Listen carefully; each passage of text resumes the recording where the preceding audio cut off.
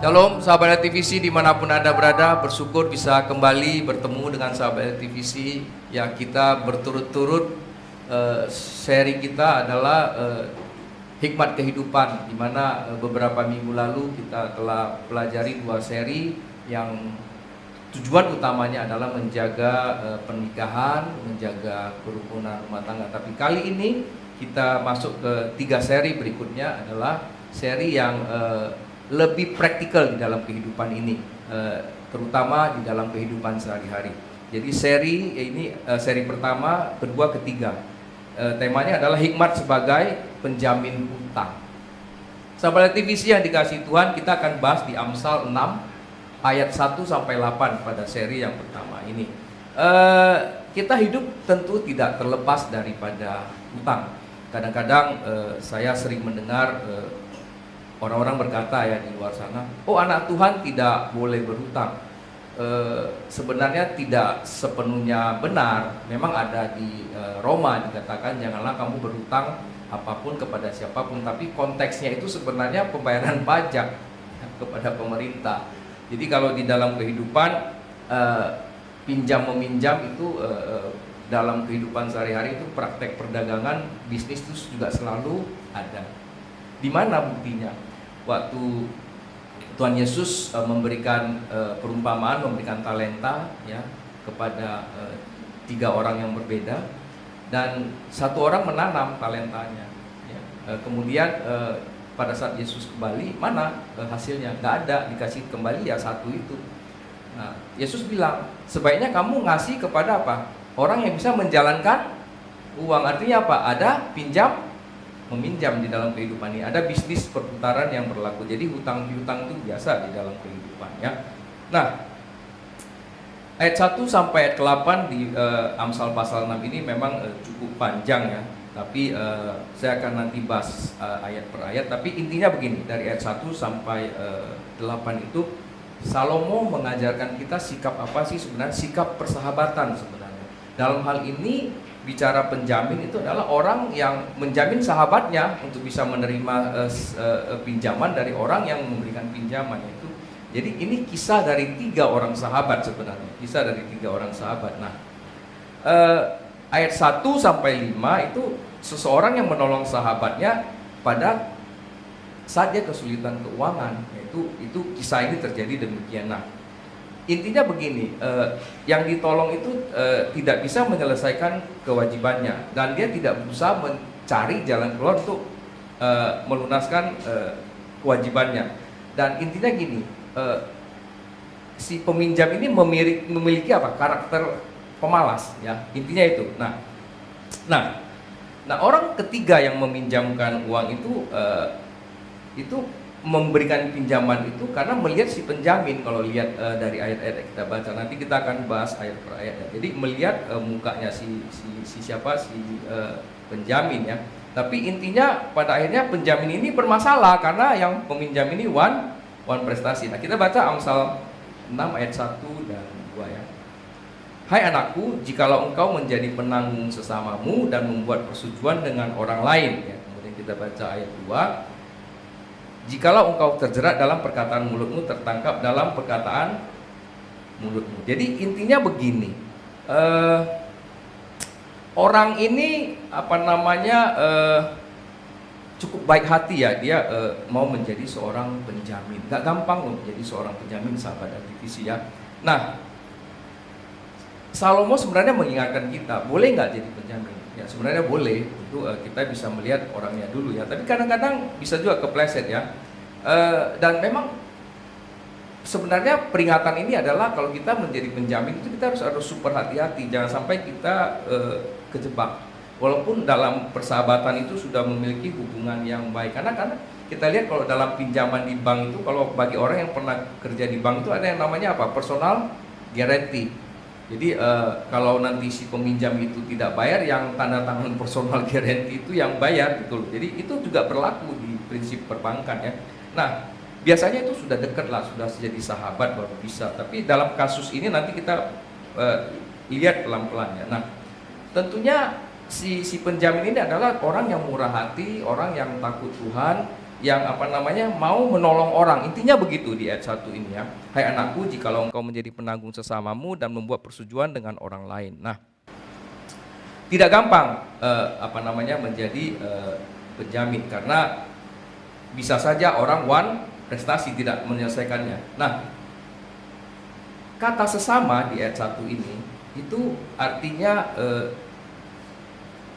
syo'or dalam bahasa aslinya. Dan ternyata artinya ini orang yang baru dikenal. Jadi ayat 1 tadi saya ulang ya.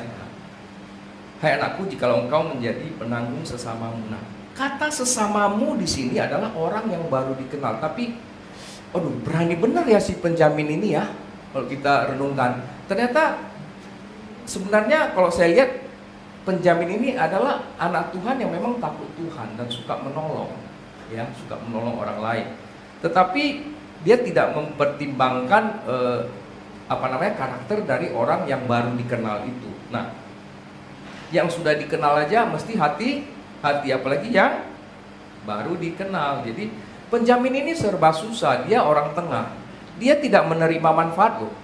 Dia cuma menjamin untuk kepada si pemberi pinjaman untuk memberikan uang kepada peminjam. Dia di tengah, dia tidak menerima apa-apa, dia hanya menjamin. Dan yang pasti yang punya uang itu kenalnya si penjamin, nggak kenal si penerima pinjaman. Dilihat mukanya yang memberikan jaminan. Nah, ini di dalam kehidupan sering terjadi. Nah,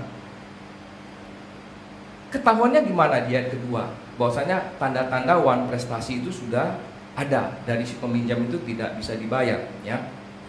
Jikalau engkau, ayat 2, jikalau engkau terjerat dalam perkataan mulutmu, tertangkap dalam perkataan mulutmu. Artinya apa? Si penjam ini memberikan jaminan bahwasanya kalau misalnya dia tidak bayar, aku yang bayar. Nah, zaman sekarang kan pinjaman online itu gampang, bisa pinjam kan, tetapi nomor yang ada di HP itu diambil semua sama si peminjam. Begitu macet, apa yang terjadi? Di SMS semua itu teman-temannya yang di HP sampai ketahuan. Saya pernah 2 kali terima SMS begitu. Tolong info kepada nama ini untuk melunaskan pinjamannya. Saya pernah 2 kali, ya. Dan satu teman saya yang saya kenal, satu lagi bukan teman yang saya kenal, tetapi dia kerja di salah satu perusahaan saya kenal, ya. Akhirnya apa? Akhirnya tidak kerja lagi di perusahaan itu. Jadi itu bahayanya kalau banyak pinjam tidak bisa bayar. Nah, ini tidak gampang. Jadi kalau wan prestasi itu dikejar-kejar. Itu kita nggak tahu apa-apa, tiba-tiba di WA sama si pemberi pinjamannya. Nah, ayat 2 ini jelas kekuatan dari penjamin ini. Artinya penjamin ini memang orang yang mampu menjamin orang untuk menerima pinjaman. Tapi kalau dilihat kejebak. Kalau lihat kejebak, ya, kejebak si pemberi jaminan ini, karena yang meminjam tidak bisa melunasinya. Begini, saya mau kasih satu ilustrasi di dalam kehidupan, dalam praktek kehidupan.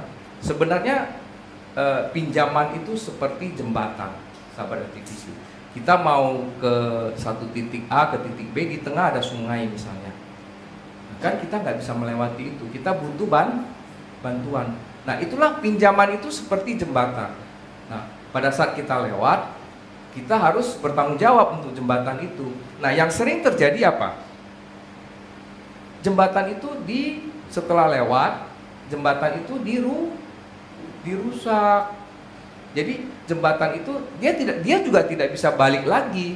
Padahal jembatan itu kalau makin banyak jembatan yang kita bangun di dalam kehidupan kita, ya, dari satu titik A ke titik B ada jembatan kita bangun, B ke C ada jembatan, terus setiap saat kita ada jembatan, itu jangan dirusak. Bukan hanya soal pinjaman uang, soal membangun pertemanan, persahabatan itu juga jangan dirusak. Karena itu semua apa?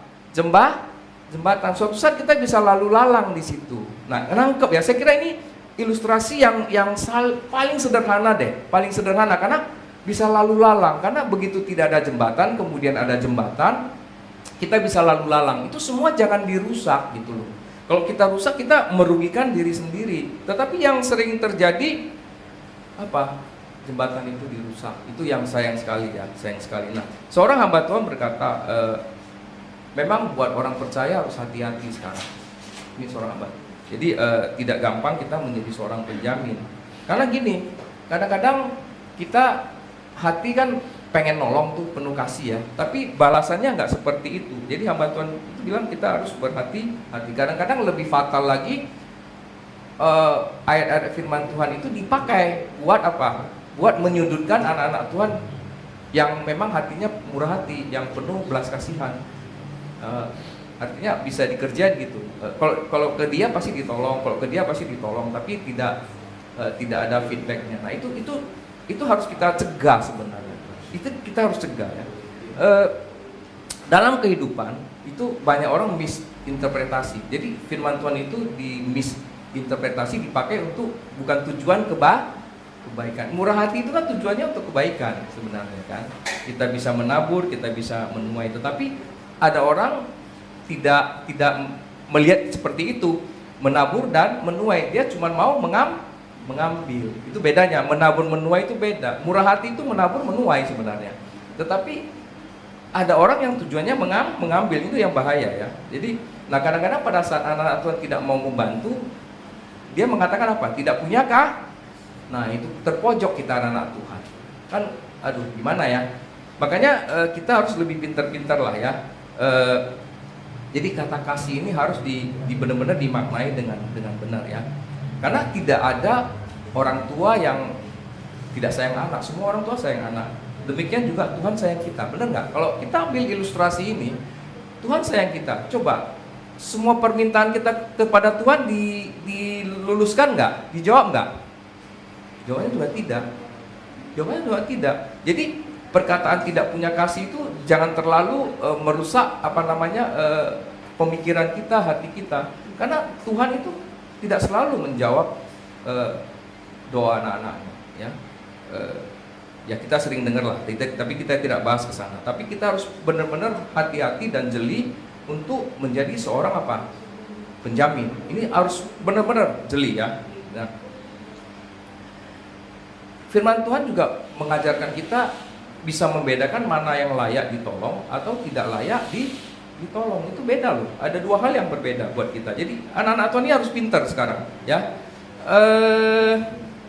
Zaman sekarang ini saya katakan sangat berbahaya bagi seorang penjamin. Karena apa? Karena banyak perkataan yang sulit dipegang ya. Bisa juga karena tekanan-tekanan hidup, karena salah kelola juga bisa terjadi. Jadi ada banyak hal. Jadi kita mesti hati-hati. Tetapi yang pasti begini, Mazmur 15 ayat 4 katakan begini, ini pasti. Orang yang takut Tuhan tetap memegang janji walaupun rugi. Ini nggak gampang loh. Ya saya ulangi, Mazmur 15 ayat 4. Orang yang takut Tuhan tetap memegang janji walaupun rugi. Contoh dalam bisnis misalnya, kita udah menawarkan barang Rp1.000 kepada orang. Tiba-tiba kita mau beli barang itu untuk jual, biasanya belinya 900. Tiba-tiba kita beli harganya jangankan 1.050 deh, pas aja 1.000. Kita udah bingung tuh, nggak ada untungnya. Nah itu masih bisa lah, kadang-kadang kita beli, kita jual, jaga nama. Tapi begitu dia naik ke 1.100, kita yang ada apa? Apakah kita beli, kita kirim? Itu pertanyaan loh bagi anak-anak Tuhan. Ya, nggak gampang ya. Jadi ini Mazmur 15 ayat 4 ini luar biasa. Orang yang takut Tuhan tetap memegang janji walaupun rugi. Ini nilainya tinggi banget firman ini, tinggi banget ya. Intinya begini, sebaiknya anak Tuhan jangan mempertaruhkan reputasinya dalam hal apapun. Jangan mempertaruhkan reputasinya dalam hal apapun ya. Karena apa? Kita adalah saksi-saksi Tuhan. Kalau kita mempertaruhkan reputasi kita, bahaya sekali ya. Penjamin yang di ayat yang kita baca di konteks ini, di Amsal 6 ini kasihan penjaminnya. Dia harus menanggung segala perbuatan daripada temannya itu ya. Nah, kita lanjut ayat 3. Jadi begitu dia melihat tanda-tandanya, Amsal katakan, buatlah begini, hai anakku, dan lepaskanlah dirimu karena engkau telah jatuh ke dalam genggaman sesamamu. Pergilah berlutut dan desaklah sesamamu. Coba renungkan, yang minjam siapa? Yang pakai duitnya siapa? Si penjamin disuruh apa? Berlututlah. Waduh. Jadi orang yang murah hati ya, sudah menolong orang, dia harus apa? Berlutut. Karena apa? Salah menolong orang. Jadi menolong orang juga harus hati-hati ya. Iya. Jadi si penjamin ini karena kebaikan hatinya dia masuk perangkap. Jadi masuk perangkap ini juga ada kaitannya dengan beberapa topik yang kita bahas sebelumnya.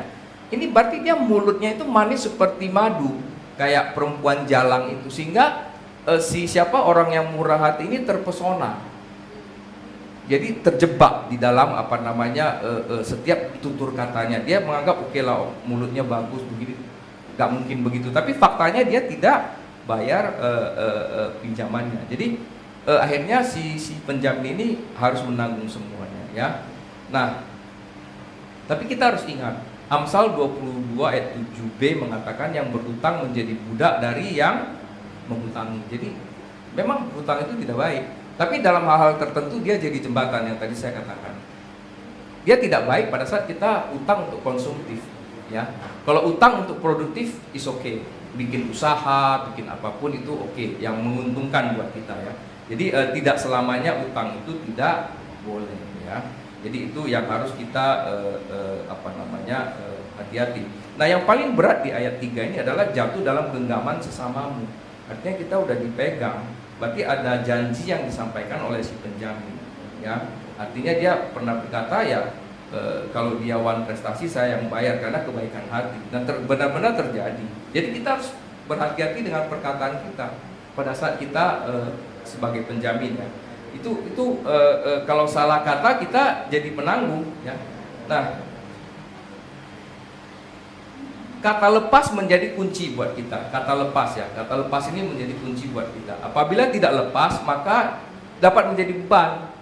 Ya, menjadi beban buat siapa aja, buat keluarga kita, anak-anak kita, dan apalagi sekarang hukum sekarang kan turun temurun utang, warisan turun temurun, utang juga turun temurun. Jadi kita harus hati-hati sekarang dalam hal utang-utang, apalagi bicara mengenai jaminannya, ya. Akhirnya kita berada di bawah kuasa orang lain. Ayat 4 dikatakan begini, tadi disuruh berlutut supaya bisa lepas. Ayat 4 dikatakan janganlah membiarkan matamu tidur dan kelopak matamu mengantuk. Artinya apa? Si penjamin ini harus benar-benar bicara kepada pemberi utang ini untuk dia bebas dari jaminan itu. Jadi dia tidak boleh tidur. Bayangin loh, dia tidak bersalah, tidak ada apa-apa, dia tidak boleh istirahat sekalipun, dan dia harus bisa melepaskan diri. Makanya di ayat sebelumnya dikatakan berlutut dan desaklah, ya. Mungkin bisa maksudnya buat perjanjian baru untuk melepaskan si penjamin ini daripada jaminan apabila benar-benar si peminjam ini tidak bayar. Ini kan baru tanda-tanda, ya. Nah, bisa saja mendesak supaya memberikan keringanan lagi kepada si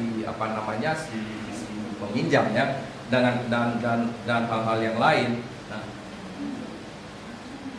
beban peminjam tidak berat, tapi beban penjamin yang berat saat ini, ya. Tidak bisa istirahat loh dia. Maka tergenapilah Amsal 22 itu seperti budak yang dibeli lunas, diperintah sesuka hati oleh pemiliknya. Jadi kalau kita punya utang, ya kita diperintah sesuka hati, ya.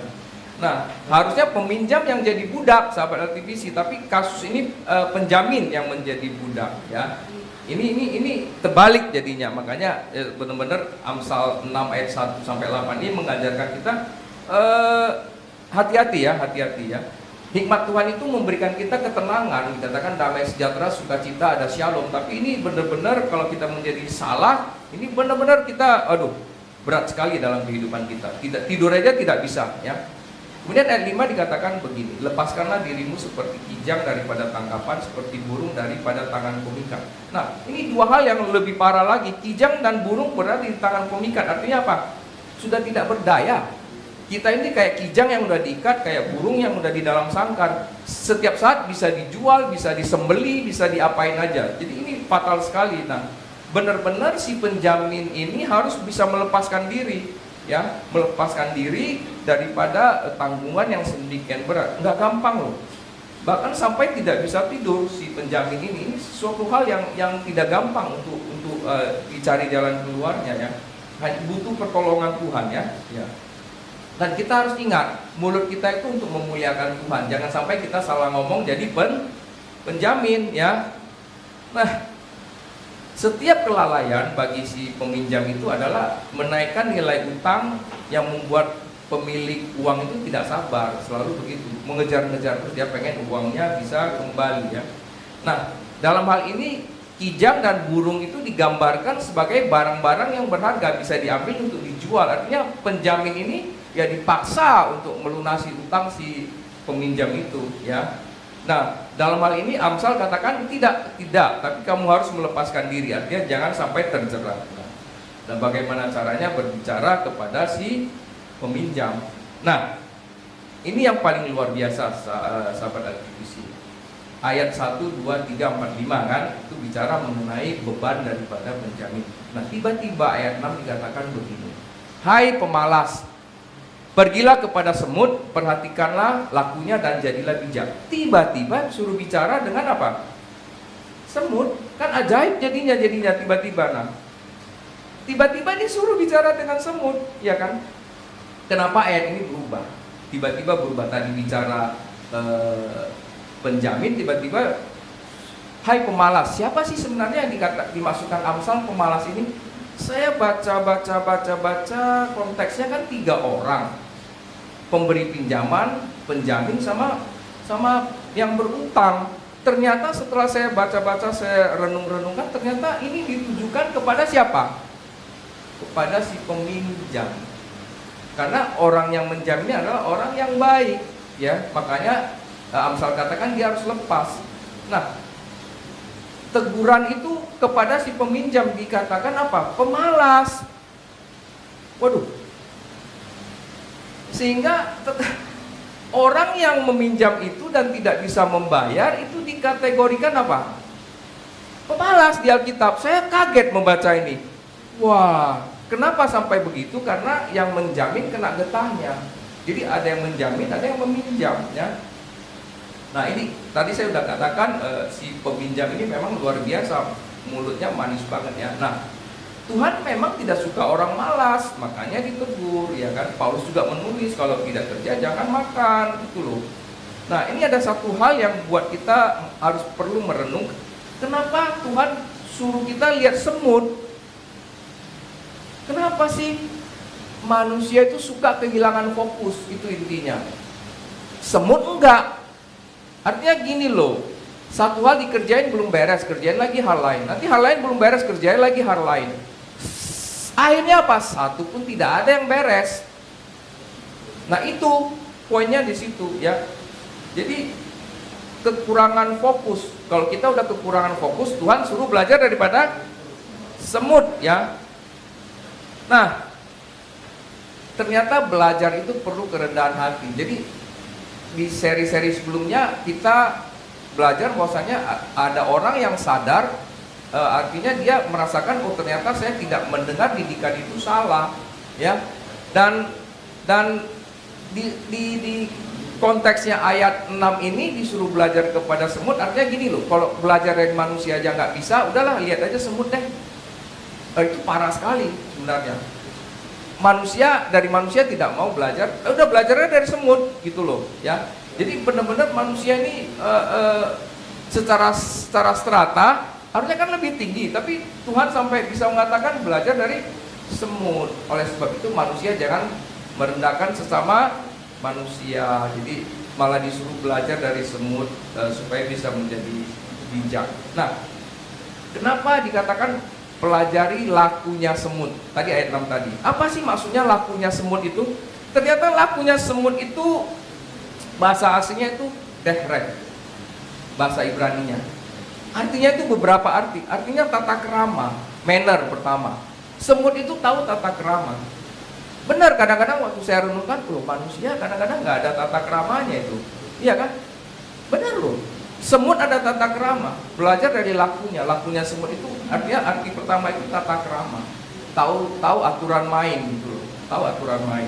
Nah, kedua bicara perjalanan, a journey. Tadi saya bilang dari titik A, B, ke C, ke D, ke E, ke F itu journey. Nah, setiap perjalanan, setiap titik itu ada jembatan. Jadi semut itu malah tahu ada tata kerama, dia tahu menjaga jembatan itu yang dia bangun, tidak dirusak. Semut aja tahu bisa membangun semua yang dibangun itu tidak akan dirusak. Persahabatan, pergaulan, pertemanan, bisnis, keluarga, apapun itu tidak akan pernah dirusak. Itu luar biasa sekali. Jadi ini sebuah pembelajaran yang luar biasa dari semut. Selain bicara journey, itu ada perjalanan, bicara distance, jarak. Berarti dalam kehidupan itu ada perjalanan panjang yang kita harus jalani. Nah, perlu apa? Konsistensi di situ. Semut itu konsisten. Kita bisa lihat kan semut itu panjang jalannya kan, dan tidak rusak, ya, tidak rusak. Kemudian di setiap distance perjalanan yang panjang itu, mereka bisa lihat kalau satu semut itu bermasalah, ya, yang datang lain menolong. Ini luar biasa sekali. Kemudian kita lihat caranya itu luar biasa, cara semut itu. Dan kemudian jalan yang dipilih, semut itu selalu memilih jalan yang tidak ada gangguan. Nah, manusia juga harus begitu, memilih jalan yang safe lah, ya. Semut aja tahu memilih jalan itu. Nah, ayat 7 katakan begini, biarpun tidak ada pemimpinnya, pengaturnya atau penguasanya. Terus ayat 8, ia menyediakan rotinya di musim panas dan mengumpulkan makanannya pada waktu panen. Nah, ayat 78 ini makin jelas lagi. Tidak ada pemimpin tapi tahu mengatur. Kadang-kadang kita ada pemimpinnya, semua kacau balau karena semua mau jadi kepala, nggak ada yang mau jadi ekor. Biarpun tidak ada pemimpinnya, pengaturnya adalah penguasanya, semuanya teratur, ya. Semut itu luar biasa, bisa punya tata krama, bisa saling tolong menolong, ramai-ramai menolong yang susah, bukan ramai-ramai menyulitkan orang, ya kan? Intinya begini, semut aja tahu peran masing-masing, apalagi di dalam pelayanan, di dalam kantor, di dalam keluarga. Jadi peran masing-masing itu penting. Ini yang harus diajarkan kepada anak-anak kita kalau yang sudah punya anak. Semut aja tahu peran masing-masing loh. Jangankan kita manusia dikasih tubuh jiwa roh, dikasih pikiran, dikasih hikmat, dikasih Roh Kudus. Kurang apa sih? Masa sampai disuruh belajar kepada semut? Coba renungkan deh. Berarti kan something wrong di dalam jiwa kita. Sebagaimana seri-seri sebelumnya, artinya apa? Tidak mau dididik, ya. Nah, ayat 78 tadi yang kita baca itu menggambarkan betapa semut itu punya inisiatif dan kreativitas. Paham menyediakan makanan pada saat sulit mendapat makanan. Ya, ini kembali lagi kisah Yusuf itu, dia waktu musim panen dia simpan, musim kemarau dia punya stoknya. Jadi semut itu belajar dari mana kalau begitu? Belajar dari Yusuf dong. Ya, kalau kita renung-renungkan ini firman Tuhan ini luar biasa, ada korelasi, ada hubungan semua, ya. Nah, jadi benar-benar Salomo mengingatkan kita pada saat kita kelebihan jangan di foya-foya. Pada saat kita kelebihan jangan sombong. Pada saat kita kelebihan pakailah buat kemuliaan Tuhan, pekerjaan Tuhan, ya. Nah, apabila kita tidak atur dengan baik, maka kas kita akan minus. Jadi ayat 1 sampai 8 ini mengajarkan kepada kita menjadi penjamin itu harus hati-hati, jangan hanya terpesona dengan mulut yang manis. Orang baru harus hati-hati, ya. Itu penting sekali buat kita. Jadi kesimpulannya, menolong orang lain boleh, ya, asal jangan masuk perangkap yang mematikan kayak tadi, binasa. Jadi sudah kayak udah digambarkan kayak burung lah, ya. Nah, orang yang baru kita kenal harus ekstra hati-hati, ya. Itu paling penting. Tapi yang satu hal dikatakan, tegurlah orang yang malas. Kita wajib tegur sebagai anak-anak Tuhan kalau orang itu malas. Tetapi bangkitkan semangatnya, ya. Lihat semut, tahu tata krama, tahu journey, perjalanan, tahu distance, tahu way, cara, tahu memilih jalan. Ini luar biasa sekali. Supaya kita semua terhindar dari jerat kematian. Yesus berkati kita.